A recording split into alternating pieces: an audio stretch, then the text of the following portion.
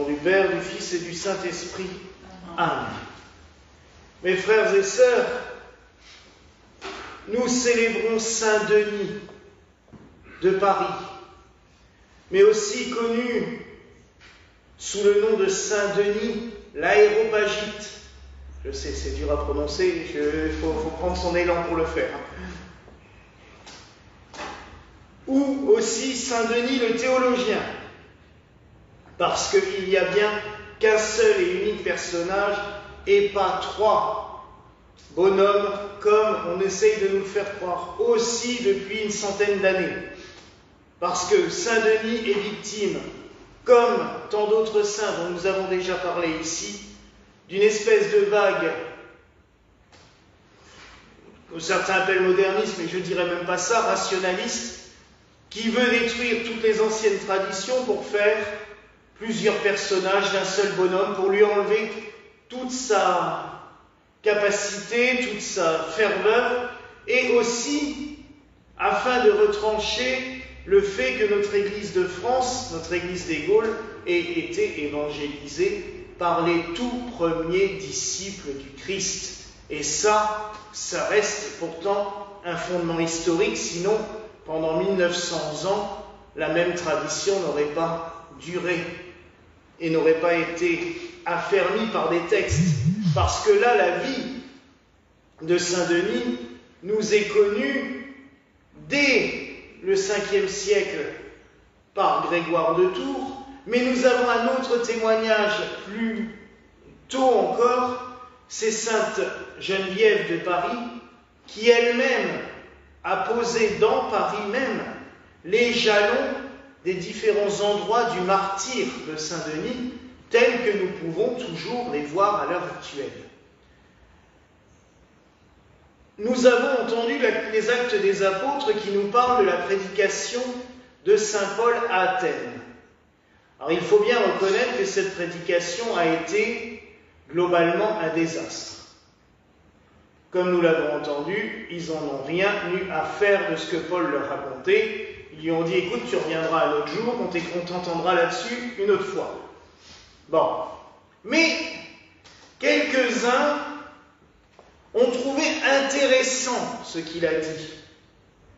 Et notamment ce parallèle au Dieu inconnu qu'ils adoraient depuis des siècles avec ce que Paul leur racontait de ce Dieu unique, ayant eu un Fils qui a pris notre chair, qui est devenu l'un des nôtres, qui est mort pour nous, qui nous a apporté la résurrection, la vie, la lumière.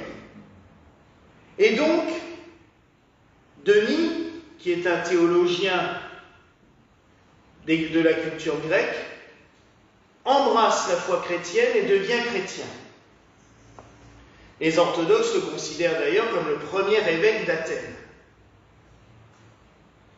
Par la suite, il va partir en mission, mais entre-temps, on nous dit qu'il a accompagné Paul à plusieurs reprises et il fit un voyage qui le marquera sans aucun doute à vie, puisqu'il se retrouvera à Jérusalem avec Paul pour assister aux funérailles de celle qui est la mère de tous, la Vierge Marie. Avec tous les disciples réunis autour de Marie, il assiste à son décès. Comme nous le rappelons tous les ans, la veille de l'Assomption, quand nous chantons « Apôtres, réunissez-vous des quatre coins du monde, Marie, Mère de Dieu, est au tombeau ». Il assiste à cette mort, mais avec d'autant plus de joie que le lendemain, il assiste, quand on rouvre le tombeau pour que Thomas puisse vénérer le corps de Marie, il voit que le corps n'est plus là. Il est donc témoin aussi de son assomption vers les cieux. Les missions vont le conduire jusqu'en Gaule, et on le retrouvera à Paris, qui n'est que Lutèce, une petite île à la rigueur à l'époque. Il convertit les contrées alentours. À Lompont-sur-Orge notamment, il se retrouve face à des druides gaulois qui vénèrent une vierge, une statue d'une femme avec un enfant sur les genoux, la Vierge qui l'a enfanté, la Virgini Pariturae, telle qu'elle est vénérée aussi à Chartres à la même époque et que nous célébrons le 10 novembre ici. C'est l'icône où je mets toujours plein de gui au pied. Là, il leur explique ce qui s'est passé en Israël. Il leur explique cette Vierge qui a mis au monde le Fils de Dieu, Sauveur. Et les druides et la peuplade autour de Loncon-sur-Orge va se convertir au christianisme. Et ce lieu deviendra un lieu de prière à la Vierge, c'est toujours la basilique Notre-Dame de Loncon. À Paris, il va faire de même. Il prêche la foi. Cette foi va le pousser à créer un oratoire en l'honneur de la Vierge Marie, qui s'appellera Notre-Dame des Champs. Ne la cherchez pas, elle n'existe malheureusement plus de manière visible, mais elle existe toujours au 4e sous-sol d'un immeuble moderne. Alors, on ne peut pas la visiter, il faut demander une autorisation spéciale et tout, c'est très compliqué. J'essaierai une fois d'y aller, mais c'est très compliqué, parce qu'au 4e sous-sol, il y a une porte de fer qui conduit dans un couloir, et au bout de ce couloir, il y a une crypte qui date du 7e siècle, qui est construite à l'endroit même de la première église de Saint-Denis. Bon, elle est toujours conservée, entretenue par une association quand même. Et il prêche la foi. Vous vous doutez bien que les Romains n'apprécient guère. Et on va arrêter Denis avec ses 2 disciples, le prêtre rustique et le diacre Eleuthère, qui ont laissé leur nom à des rues de Paris aussi d'ailleurs. On va les arrêter et on va les pousser à se convertir. Comme toujours, ils refusent, forcément. Ils croient en Christ. Ils ont vu des choses merveilleuses. D'autant que Denis est un théologien exceptionnel. Je vous invite à lire les textes de Denis l'Aréopagite. Alors maintenant, on vous met que c'est marqué pseudo-Denis, parce que maintenant on dit même que c'est pas lui qui a écrit les textes. Alors qu'on l'a cru aussi pendant 1800 ans, donc je ne vois pas pourquoi maintenant tout d'un coup ça serait plus lui. Mais bon, c'est des textes fabuleux, notamment sa hiérarchie des anges, c'est à lui qu'on doit la hiérarchie des 9 cœurs angéliques. Pour cela que dans l'Alléluia, on a cité les cœurs angéliques, parce que c'est de Saint Denis qui a hiérarchisé les anges en fonction des nominations qu'ils ont dans la Bible. Il a cherché dans tous les textes de la Bible et il a fait cette hiérarchie des 9 cœurs des anges. Ils sont arrêtés, ils refusent de se convertir, on les met en prison.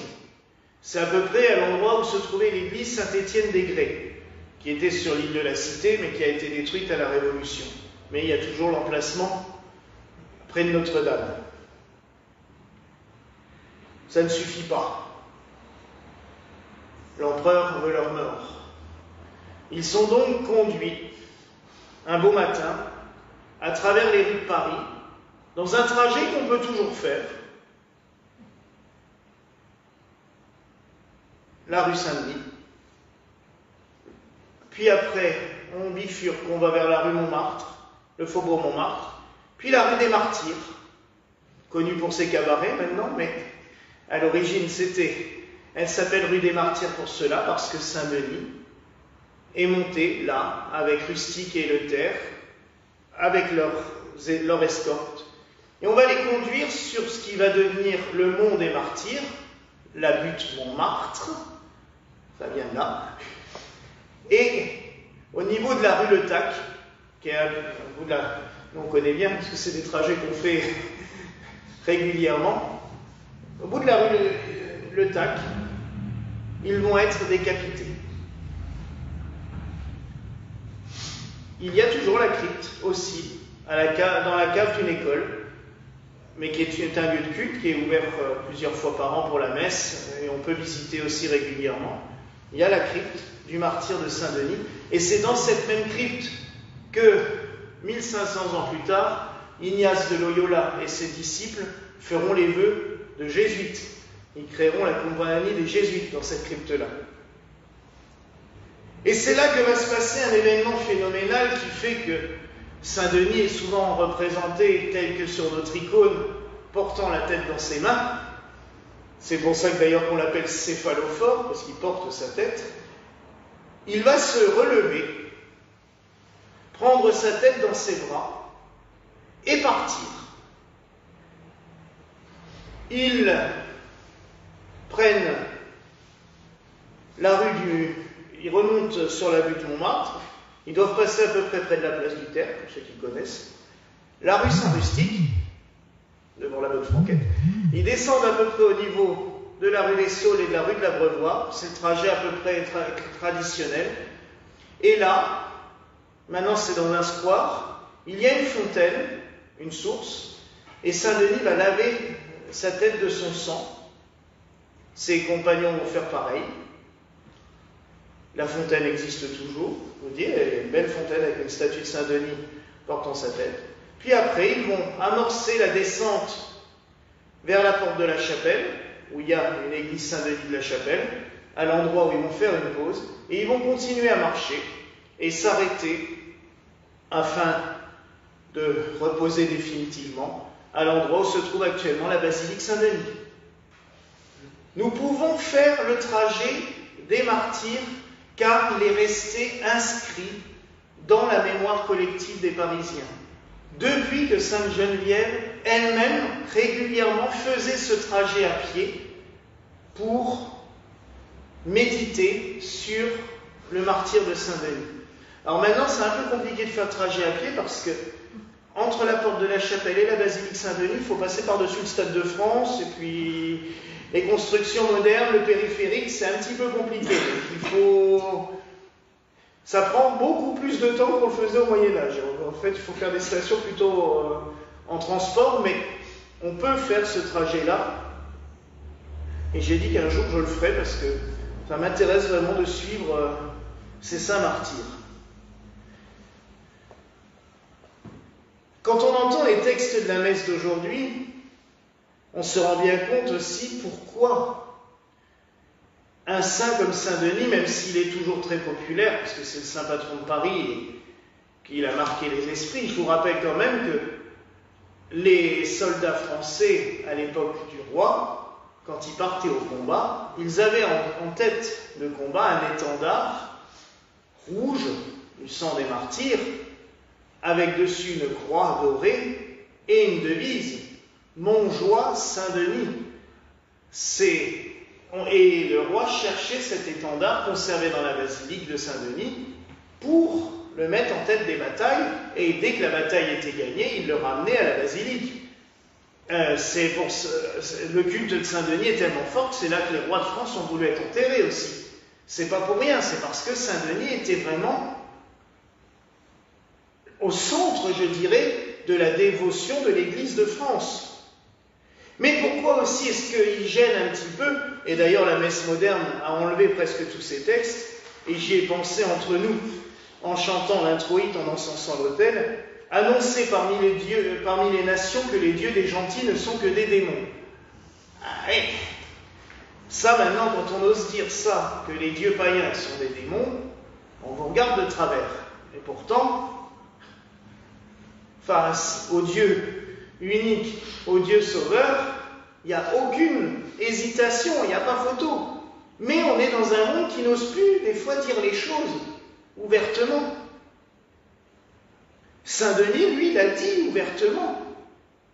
Il a été converti, il a compris, je dirais, la beauté de la foi chrétienne, la beauté du sacrifice du Christ pour nous, pour notre humanité, et il a compris que tout le reste ne servait plus à rien, que ça servait strictement à rien d'aller chercher dans les... Quand on voit que le panthéon grec, comme le panthéon romain, des fois c'était jusqu'à 500, 600 dieux, il y avait des dieux pour tout et n'importe quoi, et qu'à chaque fois il fallait offrir de l'argent, des vies humaines, des fois même. Oui, bon, les résultats. Déjà, entre nous, toute divinité qui exige un sacrifice humain, c'est qu'il y a un problème déjà. C'est que c'est pas du tout le bon côté. Là où il y a du sang, c'est déjà pas le bon côté. Hein. Mais bon. Donc c'est vrai que je comprends aussi que de nos jours, certains aient du mal avec cette dévotion à Saint-Denis, mais pour moi, je trouve qu'elle est essentielle parce que c'est vraiment un des plus grands saints qu'a eu l'Église universelle, tant par les traités théologiques, vous pouvez vous les procurer, hein, les traités de Denis. Je vous dis, maintenant ça va être marqué pseudo-Denis ou juste Denis l'aéropagite, ils ne vont pas marquer saint devant, mais vous pouvez vous procurer ces textes, ils sont d'une beauté remarquable. Et malgré, je dirais, la haute portée théologique, il s'est mis à la portée des êtres humains, des simples mortels, en devenant un prédicateur, en devenant un missionnaire. Et ça, c'est beau. D'un autre côté, il nous a aussi laissé quelque chose d'extrêmement beau, je trouve, c'est la dévotion à la Vierge Marie dans la ville de Paris. Si la cathédrale actuelle s'appelle Notre-Dame, c'est aussi à cause de lui. Parce que Notre-Dame des Champs, c'était la première cathédrale de Paris. Et Notre-Dame est restée. Et cette dévotion à Notre-Dame qui est conservée à Paris est très très belle. Parce que malgré cette ville qui peut paraître des fois un espèce de monstre mégalopolique, qui est énorme, qui est immense, mais d'un autre côté, quand on voit la ferveur qu'il y a dans un sanctuaire comme la rue du Bac, quand on voit la ferveur des processions du 15 août organisées presque par toutes les paroisses de Paris, et notamment autour de Notre-Dame, quand on voit l'amour que les Parisiens ont pour leur cathédrale Notre-Dame. Et enfin, je terminerai quand même par dire que l'incendie de Notre-Dame de Paris a quand même été enrayé, on le voit bien dans les films qui ont été faits sur le sujet, quand ils ont vraiment commencé, les pompiers, à vaincre contre le feu, c'est quand la foule s'est rassemblée autour de Notre-Dame et a commencé à réciter le chapelet. Et on le voit, et ça a été montré par les journalistes à l'époque. Vous savez que Je vous salue Marie, qu'on chante en ce moment, des fois à l'offertoire, la foule des Parisiens l'a chanté en boucle. Et Jean-Jacques Hano, dans son film, l'a vraiment bien montré. C'est à ce moment-là que les pompiers ont commencé à gagner contre le feu, qu'ils ont sauvé la façade, qui menaçait de s'écrouler aussi. Et ça, je trouve ça merveilleux. Ça nous rappelle que Saint-Denis a mis la ville de Paris sous la protection de la Vierge Marie et qu'elle y est restée. Et je pense que si toute la France a une profonde dévotion pour la Vierge Marie, il n'y est pas pour rien non plus. En tant que témoin de son Assomption, il sait à quel point elle pouvait être une source de bonheur et de protection pour nous toutes et tous. Alors oui, mes frères et sœurs, célébrons Saint-Denis avec ferveur. Je termine juste par une petite aparté, parce que vous n'avez rien dû comprendre à la première phrase que j'ai chantée à l'encensement. Forcément, c'était du grec. Parce qu'il était une tradition, comme Saint-Denis était grec, de chanter toute la messe en grec. À la place du latin, on chantait toute la messe en grec, à Saint-Denis et à Paris. On a encore les textes avec les mélodies et tout. Nous avons choisi de chanter juste le trope, c'est-à-dire l'invocation qui est chantée avant l'introïte lors des grandes fêtes. Parce que sinon... Donc en fait, ce que j'ai chanté, je vous le dis quand même, c'était pas compliqué. O agios tenis proseveshtai stonteo nasosei tis psyches mas, Saint-Denis prie Dieu de sauver nos âmes. Voilà. Mais on a quand même gardé cette phrase en grec pour se souvenir aussi que Saint-Denis avait une telle importance et que l'Église de Paris et l'Église de France croyaient tellement au fait que le Saint-Denis de Paris était bien Saint-Denis converti par Saint Paul à Athènes, qu'on chantait toute la messe en grec en son honneur. C'était quand même pour montrer à tel point l'importance que ce saint a dans l'Église des Gaules et dans l'Église de France. Alors prions Saint-Denis de protéger notre Église, de nous donner aussi, parce qu'on le prie beaucoup Saint-Denis, pour l'intelligence, pour la culture, pour développer notre intelligence, donc qu'il puisse nous aider à toujours étudier, à avoir une bonne mémoire, que votre évêque conserve sa mémoire, ça serait bien, parce que si un jour je ne l'ai plus, ça va être compliqué. Mais aussi qu'il y ait des vocations à enseigner la foi, parce que c'est pas évident, qu'il bénisse tous ceux et celles qui travaillent, qui étudient la parole de Dieu et qui la transmettent autour d'eux. Voilà la grâce que je nous souhaite en ce soir au nom du Père, du Fils et du Saint-Esprit. Amen.